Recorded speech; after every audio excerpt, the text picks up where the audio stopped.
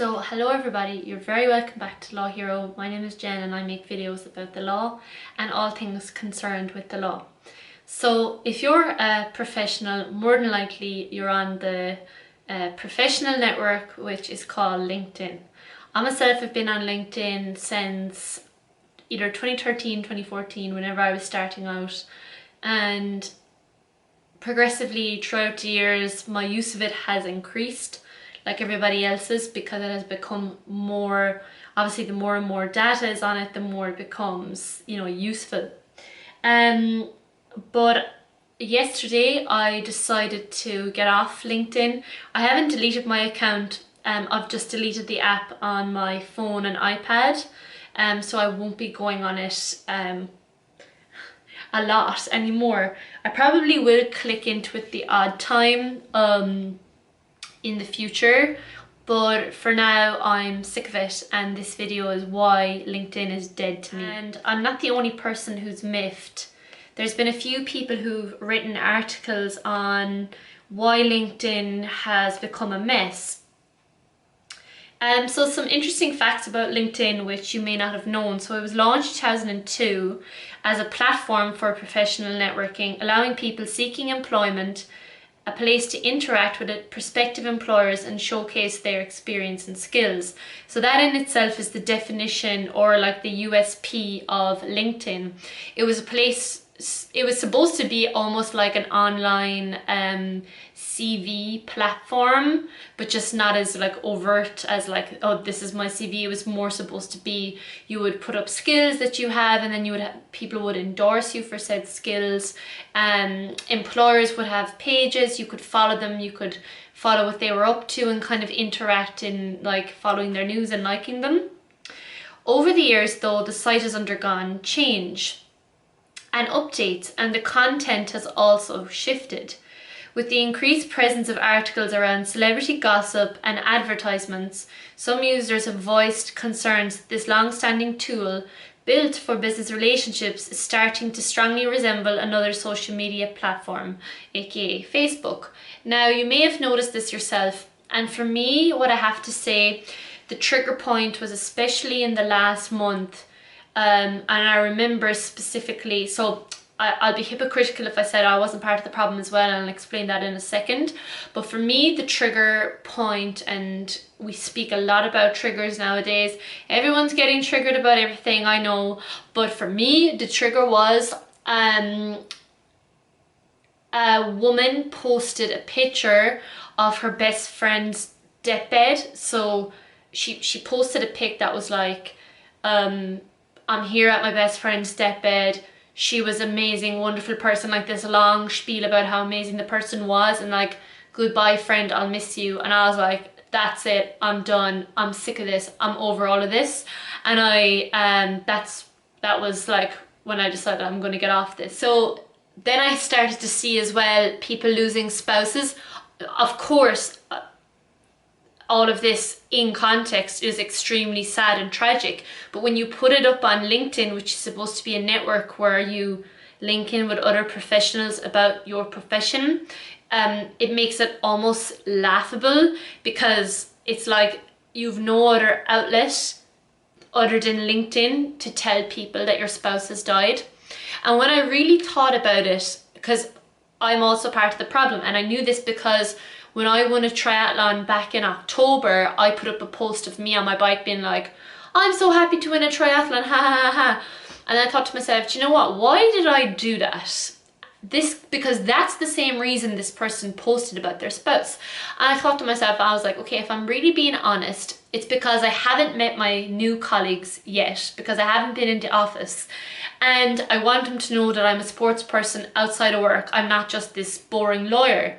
And then I thought to myself, maybe that's why these people are putting it up on LinkedIn.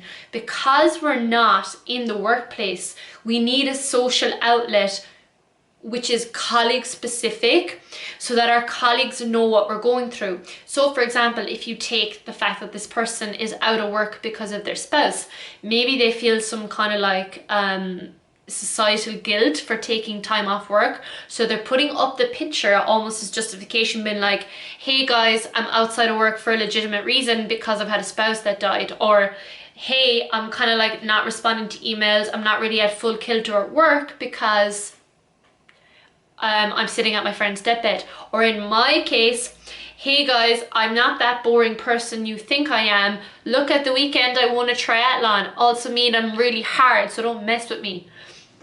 There's always a subliminal message, and it's not that subliminal, you know what I mean? It's not that subliminal.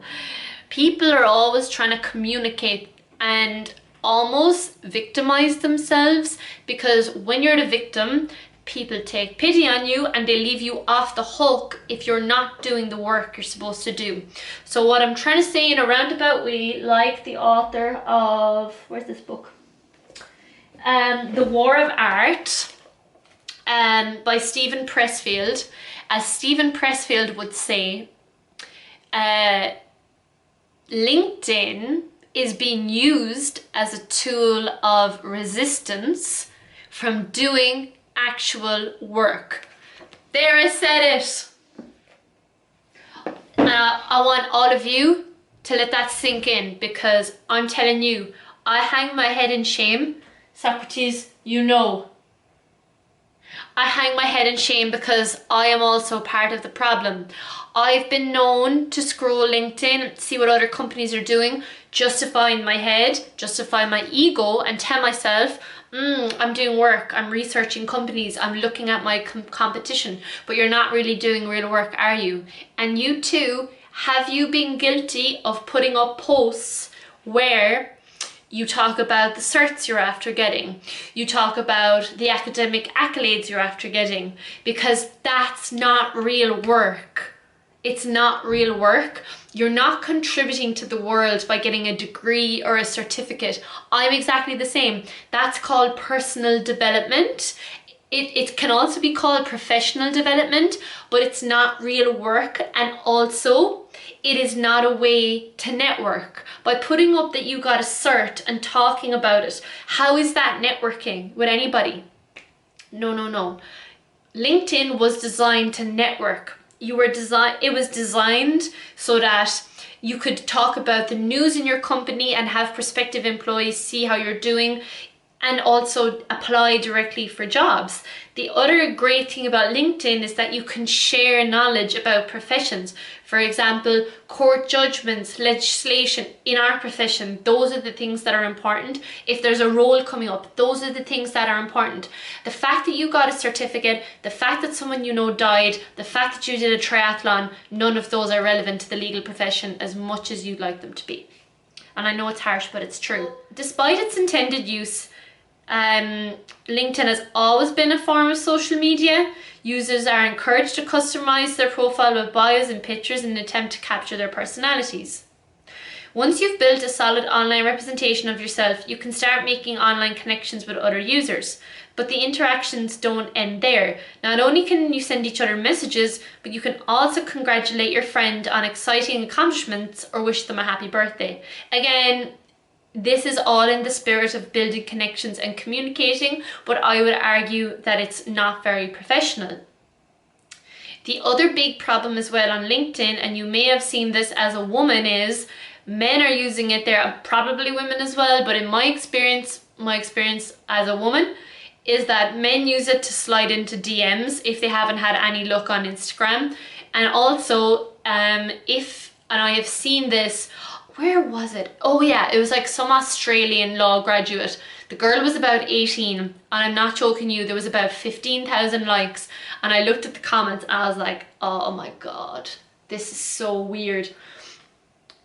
Every single comment was a man being like, greetings from China, greetings from France, greetings from the USA, well done on your graduation. And like, these people do not know this girl.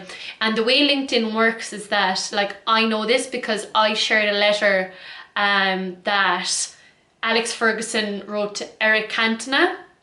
I think it got like 9,000 likes. But what happens is with LinkedIn, the algorithm works in that if the people in your connection barrel or whatever you call them, If they're liking a certain picture, it's going to come up on your feed, and that's how like the mass media effect happens. And that's how this 18-year-old law graduate, who was absolutely stunning girl, if I can find her picture, she was so stunning. I actually was like, I wonder where she got her eyelashes done. But she got 15,000 likes from pure strangers on LinkedIn. Like, can you imagine if her like mom and dad was on that and just looking at that? Like, wouldn't you not feel so protective of your daughter and all of these people perving on her picture? I certainly would if it was my daughter. Or if it was my younger sister, I'd be the exact same. But I digress. Probably I'm speaking my mind too much, but that's just the way this is going. So more social than usual is the next question. So did you know that there's over 700 million users on the site? We live in a society that is incredibly connected.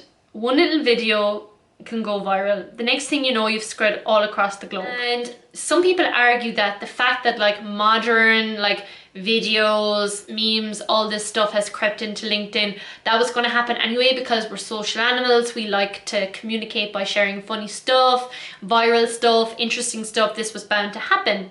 But again, I would ask you, if you're an employer and like you're looking at like what this person's activity was on LinkedIn, would you be hiring somebody who likes every single thing on LinkedIn, overshares on LinkedIn, and puts up what I would dub inappropriate content on LinkedIn, says inappropriate things on LinkedIn? I don't know. I just don't know. I think the juice isn't worth the squeeze. I think you're too exposed if you're doing that kind of stuff on LinkedIn, because it's not like you can hide your activity. That's all I'm saying. So yeah, pop culture is a thing. It has infiltrated LinkedIn. I'm gonna conclude by saying the following. So these are my tips for LinkedIn. Keep it professional, keep it brief. I would say do not comment on LinkedIn. Just don't bother. Like if you take, for example, somebody like who's well established, like, okay, this is the first one off the top of my head, Eugene McCaig, who is an ex-managing partner of Arthur Cox. If I just go on his LinkedIn profile. Yeah, so the only thing I can find on LinkedIn is that Goldman Sachs appointed him as Irish Regional Advisor. So what I'm trying to say is, just like Lil Wayne said, true G's move in silence like lasagna. Let that settle in. And I myself have to take this on board too, because I want to be a G. I don't want to be one of these clowns, fools out here on LinkedIn making a fool of myself in front of prospective employers and just oversharing my personal life on LinkedIn. So what I'm going to do is delete the app. I'm not going to be too worried, because really, what am I losing? I'm losing, if I check my notifications right now, how many years people worked at a certain solicitor's law firm, who viewed my profile, somebody had their birthday, and somebody commented on somebody's post. Am I getting any value from any of that? No. Therefore, LinkedIn is dead to me. I am off that platform.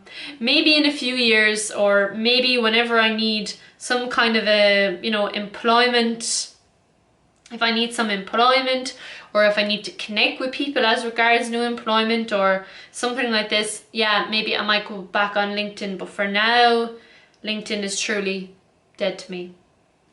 Peace, and I'll see you in the next one. Bye.